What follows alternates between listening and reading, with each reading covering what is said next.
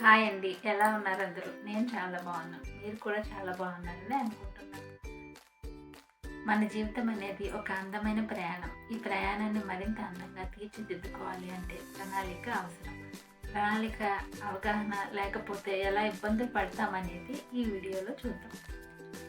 కేశవరావు తన కుటుంబంతో టూర్ని ఏర్పాటు చేసుకున్నాడు. దానికోసం టూరిస్ట్ వాళ్ళతో మాట్లాడి అకామిడేషన్, ట్రైన్ టికెట్స్, అక్కడ తిరగడానికి వాహనం అన్ని ఏర్పాట్లు చేసుకున్నాడు. టూర్ కంఫర్టబుల్గా ఉండాలి అని ఎక్కువ ధనం కూడా ఖర్చు చేశాడు.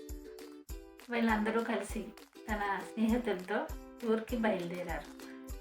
అక్కడికి వెళ్ళిన తర్వాత కేశవరావు తన ఆరోగ్యం విషయంలో అశ్రద్ధ వహించాడు. వివిధ ప్రాంతాలు తిరుగుతున్నారు కాబట్టి అక్కడ ప్రాంతీయ వంటలను రుచి చూడాలనే ఉద్దేశంతో అన్నీ తింటున్నాడు. ఇలా చేయడం వలన కేశవరావు ఆరోగ్యం పాడైంది.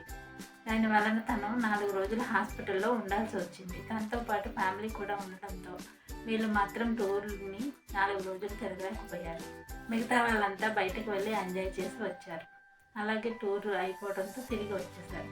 తిరిగి వచ్చిన తర్వాత అయ్యో నేను సరిగ్గా శ్రద్ధ వహించకపోవడం వలన ఆరోగ్యం ఇబ్బంది పడడం వలన మన టూర్లో 4 రోజులు మిస్ అయ్యాము.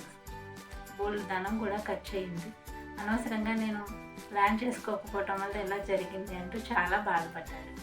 మన జీవితంలో కూడా మన అందమైన ప్రయాణాన్ని సరిగ్గా ప్లాన్ చేసుకోకపోవడం వలన ఇలా పడే వాళ్ళు చాలామంది ఉన్నారు. అలా బాధపడకూడదని అనుకుంటే మన ప్రయాణాన్ని ముందుగానే ప్లాన్ చేసుకొని అర్థం చేసుకొని ముందుకు వెళ్ళడం ఎంతో అవసరం.